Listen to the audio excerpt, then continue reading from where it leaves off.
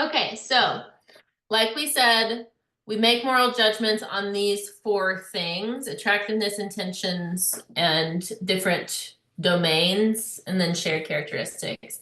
The first one, attractiveness. You have I'm Mufasa and Scar. I think I'm getting those names. I know Scar is the villain here, and I think it's Mufasa. Is that right? I would Google it right now. Correct me if I'm wrong. Simba's dad, right? So I am looking at these 2 pictures, and Simba's dad, or maybe that's adult Simba, I can't tell anymore, and Scar have very distinct visual attractiveness.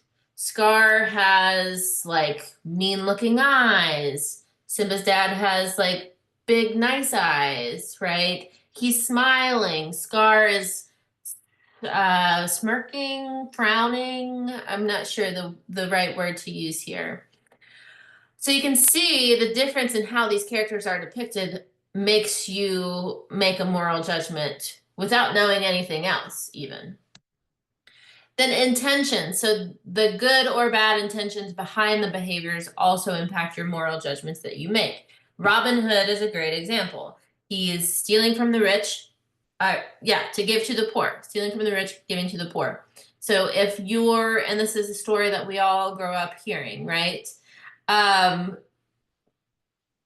it's complex for sure. But if his intentions are good, then our moral judgments will be more positive. And then different domains of moral consideration.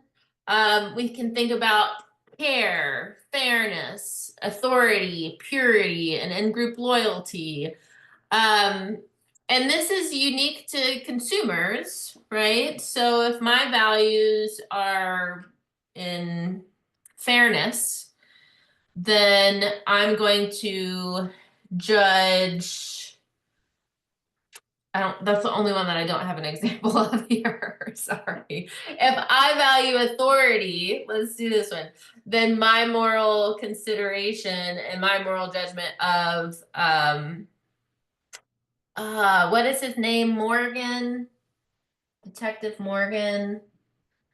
The Criminal Minds guy in the middle here. He's my favorite character, and I can't even think of his name right now. I feel terrible. But I'm going to make moral judgments about an FBI behavioral analysis agent based on that domain of authority. Purity, this Easy A, I can't remember her name right now either. I'm blanking on this stuff. This is not good, especially for teaching this section of this class. If I view purity culture as important, and this is going to impact how you make your moral judgments, right? All right, different domains, and then shared characteristics. So all 3 of these examples, could be related to generational components. So shared characteristics just refers to attributes that are similar, where characters have similar attributes to the ones that we have. So generationally speaking, Grace and Frankie is about 2 older adult women, well, really 2 older adult couples. So therefore it is reason to say that I, as an older adult woman, if I was an older adult woman, I would have different moral judgments based on my similarity to these women, right? Sex education is a younger generation, arguably like Gen Z, I would say. So shared characteristics and age there as well. Space Jam, I find, is an interesting one because Space Jam was created when the first Space Jam, I remember when it came out when I was a little girl. So this new legacy might have generational components for like the millennial generation and also younger generations too. Okay. Jamie's coming to say hello. Hi, Jamie. Who wants to go on a WALK? Yeah.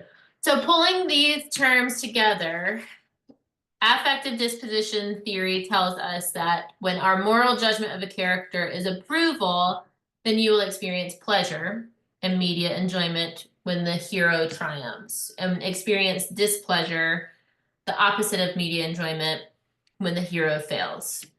All right, we're gonna pause here, and I have some videos for us to apply this content to.